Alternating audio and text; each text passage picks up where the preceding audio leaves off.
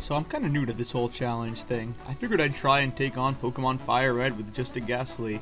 All ghost moves in Generation 3 are physical, and Gastly has pitifully low physical attack. Also, I will be unable to touch any normal early game normal types, and I'll have to resort to probably either struggling or using Curse just to whittle them down. So today we're going to find out if I, RoyalRapids, can defeat Pokemon FireRed with only one unevolved Gastly. Alright, so as we get into the game here, we go through the usual Oak speech, and we pick ourselves. We name ourselves Royal after, of course, RoyalRapids, because what else would I name myself? I guess my real name, but it's too late now in post-commentary. And we go in and we decided that we are going to name our rival Bruh. Why? I don't know, nothing else to name him. So we go to the PC, get our usual potion. What other way would you start out Pokemon FireRed?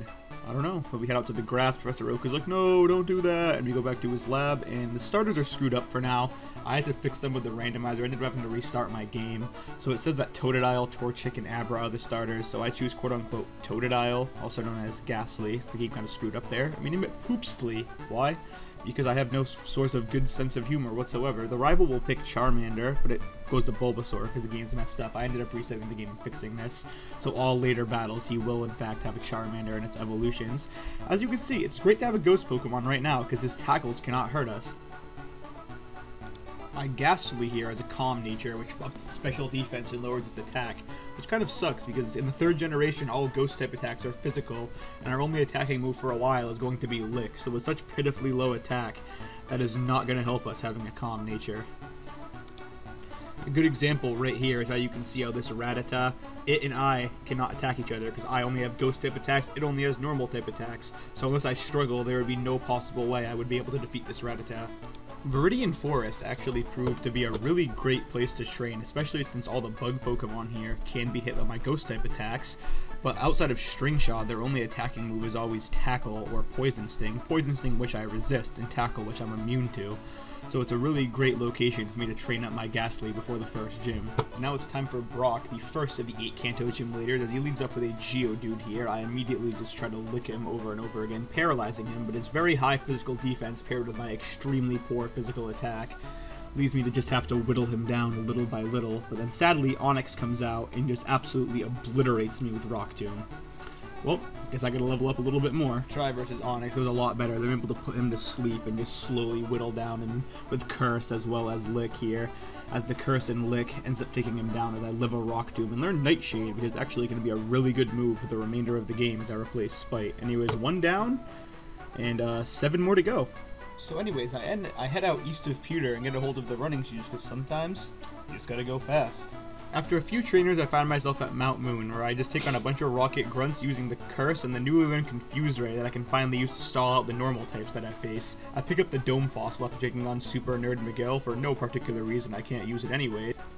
The main issue I face after entering Cerulean is that I physically cannot stall out my rival's 2 normal types. No matter how many attempts I faced, I tried probably over 30 times. At level 22, I could not stall out both a Pidgeotto and a Rattata. I did not have enough health to Curse enough times to be able to stall out both of them.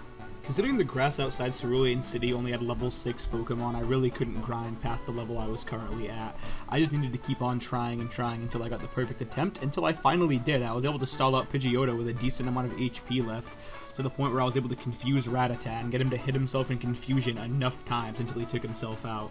This probably took like 30 to 50 attempts, I stopped counting. And next up was Misty, who was a complete joke because I was so ridiculously over-leveled after taking on all the trainers up near Bill's house that I was able just to literally 2-shot both their Staryu and Starmie with Nightshade. Attempting my rival fight on the SSN probably another like 50 times, I realized that I could not stall out his 2 normal types. It was literally physically impossible. So I grabbed the team of Pickup Meowth and just began to grind in Diglett's Cave, which was the best possible place to grind because Gastly has Levitate and cannot be hit by ground moves. They physically cannot hurt me because they only have normal and ground moves. And I just grinded here until one of my Pickup Meowths was able to pick up a TM that I needed. Finally, after my Gastly hit level 40, my Meowth picked up the TM that I needed, TM10 Hidden Power. Now, Hidden Power is a move that can be any type depending on your Pokemon's IVs, but I had to teach it to my Gastly because it needed severely something that was not Ghost type. Luckily for me, it was not Hidden Power Ghost. It was in fact Hidden Power Flying, so I could replace Curse and try to take on my rival on the SSN once again. Now, even though this Gastly's hidden power is flying, which is physical and also uses its poor physical attack, I could finally directly damage normal types, and considering the fact that I was over 20 levels higher than most of his team, I was easily able to sweep through his 4 members using both hidden power and Nightshade, easily earning me the victory this time. Directly after, I just head up and grab Cut from the captain, which allows me to finally challenge the Vermilion City Gym. So Lieutenant Surge is also an absolute joke due to the fact that I am a level 41 Gastly, just a few newly learned Shadow Balls, and he went down, earning me my 3rd out of 8 Kanto Gym badges. This is where the smooth sailing began. So I head east of Cerulean into the Rock Tunnel, where my extremely overleveled Gastly just absolutely steamrolls any poor soul in its path. So after that massacre, I head out west of Lavender Town onto Route 8 towards Celadon City, fighting all the trainers in my way. So I decided to take out the Rocket Game Corner in Celadon next, taking out all the Rocket Grunts and getting my Gastly even more high-leveled. Gotta love it. So now it's time for the fight with Giovanni. We'll see if this one's a challenge, and evidently no it's not. Onyx goes down to 2 Shadow Balls. Kangaskhan goes down to 3 hidden powers, or actually 4 hidden powers, and Rhydon goes down to 2 Nightshades, earning us the victory as well as the Sylph Scope. So next up, we head over to Lavender Tower and take on our rival once again, as we take him out pretty handily this time, considering the fact that our Gastly is level 50, and his Pokemon are in the low level 20s, so despite a few accuracy drops, we pretty much easily take out all of his Pokemon. If we didn't get accuracy dropped, we would have swept him with full health. The rest of Lavender Tower was an absolute breeze, considering the fact that Ghost is super effective against Ghost, and our Gastly is so much higher leveled than the other Gastly and Haunters in this tower. We pretty much absolutely obliterate everything in our path. Even when we get to the Rocket Grunts, we're 20 to 25 levels higher than all our Pokemon, so our Gastly just outspeeds in either 1 or 2 shots all of them. The challenge at this point is starting to get really, really easy, and I'm hoping for some sort of deviation to that soon, because it is starting to get quite boring at this point. And as we talk to Mr. Fuji, he hands us the Pokeflute, opening up a lot more of Kanto to us. So next up is Gym Leader Erica. I pretty much swept all of her gym trainers with just hidden power flying, and Erica herself was pretty much no different. Despite getting the paralysis, 1 to 2 hidden power flyings are able to take out all 3 of her Pokemon, earning us the Rainbow Badge and also giving us the TM for Giga Drain. The first special move Gastly can use, although we're going to be holding out on that for a little bit. I'm not sure what else I want to teach it, and we're going to hold off on a final move set for now. So next off, I go into Celadon City, into one of the buildings, and grab the tea so that I can finally head over to Saffron City. For some reason, guards get bribed with tea in this game rather than the fresh water or lemonade in the original game. But hey, whatever works, works, so I can get to Saffron City. So next I had to head over to the Fighting Dojo and absolutely obliterate everything in my path. They can't touch me with fighting moves, and I can hit them with hidden power flying for super effective damage. Then I'll pick up Hitmonlee for no reason. Next up, I decide to head into Silphco, which is the final rocket dungeon of the game, which I'm glad for, so I can actually go through all of Kanto after this, and I take out all the rocket grunts in my way. Next up is the rival fight, and hey, finally, a challenge! I could barely get past Pidgeot. No matter how many times I tried, Execute would finish me off.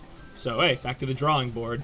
I ended up blowing a bunch of my money on coins in the game corner so that I could buy the TM24 for Thunderbolt. I taught this to Gastly for type coverage and also so I could finally use its actually good special attack stat over its pitiful physical attack stat. So we get rid of Hidden Power Flying. You've been a great service, but hey, finally something better. So now it's time for the rival once again, and this time it's a sweep. Thunderbolt and Shadow Ball pretty much take care of everything in one hit. Thunderbolt takes care of Pidgeot and Gyarados and Charizard in one hit, and Shadow Ball takes care of Alakazam and Execute in one hit. And it's back to easy mode. So now it's time for the fight with Giovanni. He has 4 Pokemon this time. Shadow Ball easily takes care of Nidorino, but Rhydon actually gets us kinda low. Nidoqueen comes in, we miss a few Shadow Balls. Wow, we actually might lose. But ultimately, Thunderbolt is our saving grace as we take out Giovanni and send him away for good. Now it's time to take on Gym Leader Sabrina, the Psychic type leader. But our Gastly is Ghost type, which means it's super effective against Psychic types since this is Gen 3 and not Gen 1, and we outspeed and sweep everything since we're like 20 levels higher than all of them. Well, earlier on in the game I forgot to grab the bike, so I used my bike voucher that I got in Vermilion and fly to Cerulean in order to get myself the bike, so that now we can head back to Celadon City and take the bike path down to Fuchsia to start the next part of the game. So now it's time to take on the Safari Zone, which I find very, very annoying because you have only about 600 steps to get everything that you need here. But it takes me about 2 tries to get through. You guys are obviously seeing my winning try. After we pick up the Golden Teeth, we head into the house and pick up something very special to us, the HM for Surf. So now we can go ahead and challenge the Fuchsia City Gym. For some reason, all of Koga's gym trainers like to use Psychic-type Pokemon, which make the gym a wash. And Koga himself, thanks to Thunderbolt and our superior special attack, just goes down to like 4 total Thunderbolts. Man, this is easy. So, we pick up a Lapras out of the PC that we got in the Silphco, and we surf south of Pallet Town so that we can head to Cinnabar Island. And once we get to Cinnabar Island, we take on the Pokemon Mansion, so we go in the basement and pick up the secret key as well as TM14 Blizzard, so that we can access the Cinnabar Gym. So, now it's time for Blaine's Gym. Let's see what happens. Thunderbolt one-shots Growlithe, it two-shots Arcanine, it one-shots Ponyta, and he keeps trying to prolong his Rapidash's existence, but he just prolongs the inevitable as we earn our 7th out of 8 Kanto Gym badges. So hey, finally here in the Verdian Gym, we can't attack them with Thunderbolt since this is a ground-type gym, so hey, we're actually facing some form of potential challenge for the first time since the rival fight on the SSN. Wow. Now it's time for the final showdown with Giovanni. He sends out Rhyhorn, which we just take out with a couple Nightshades, Dugtrio with a Shadow Ball, Nidoqueen with a couple Nightshades, Nidoking with a couple Nightshades, as well as Rhyhorn with a couple Shadow Balls. Easy battle, and our Poopsly here is at a nice level 69 as we finally learn all 8 Kanto Gym badges. So before heading to Victory Road, I finally figured out the final move I'd like to teach to my Gastly, which is going to be the wonderful TM29 Psychic. We are going to be using that to replace Confuse Ray. So we'll have a final moveset of Shadow Ball, Thunderbolt, Nightshade, and Psychic. Looking pretty good if you ask me. Victory Road was a complete wash. We just outsped and one-shot everything with our Gastly, except for the fact that we did run out of PP at one point. That's why all the Meowths are dead, but despite that, here we are at the Pokemon League. Alright, so it's Elite Four time. It should be a challenge, right? How about no, because Gastly's Thunderbolt absolutely owns all of Lorelei's members, except for her final member, Jinx, who we are able just to take out with a few Shadow Balls. Quite an easy start to the Elite Four. Let's see if Bruno's any better. So Bruno's a master of fighting types, which isn't already a good matchup for him, but does have some Onyxes, and nope, they go down to Psychic. So does Hitmonchan, and Onyx again. And Machamp almost lives, but he goes for Bulk Up for some reason, and then goes down, and then Hitmonlee also goes down to Psychic. Wow, such elite trainers so far. And now it's time for Agatha. Ooh, she should be a challenge. I mean, she has Gengars, they could probably outspeed us, and they don't. We just take pretty much everyone out with either Shadow Ball, Thunderbolt, or Psychic, considering that all of her members are weak to that one way or another. This is the easiest Elite Four challenge I've ever had, and it's with an unevolved first stage Ghost Pokemon. So I wanted a challenge, that's what Lance gave me, even though every single time I could always one-shot both Gyarados and Aerodactyl with Thunderbolt. There was nothing I could do to Dragonite. He would always take me out with either Wing Attack or Outrage in one hit. So those pickup Meowths I had earlier came in handy, because they gave me 7 rare candies from pickup that I could use to elevate my Gastly from level 74 all the way to level 81. So we'll see how that treats us in the Lance rematch. So here we are, round 2 versus Lance. We'll see if Gastly now at level 81 can take him out, and Thunderbolt once again one-shots both Gyarados and Aerodactyl easily.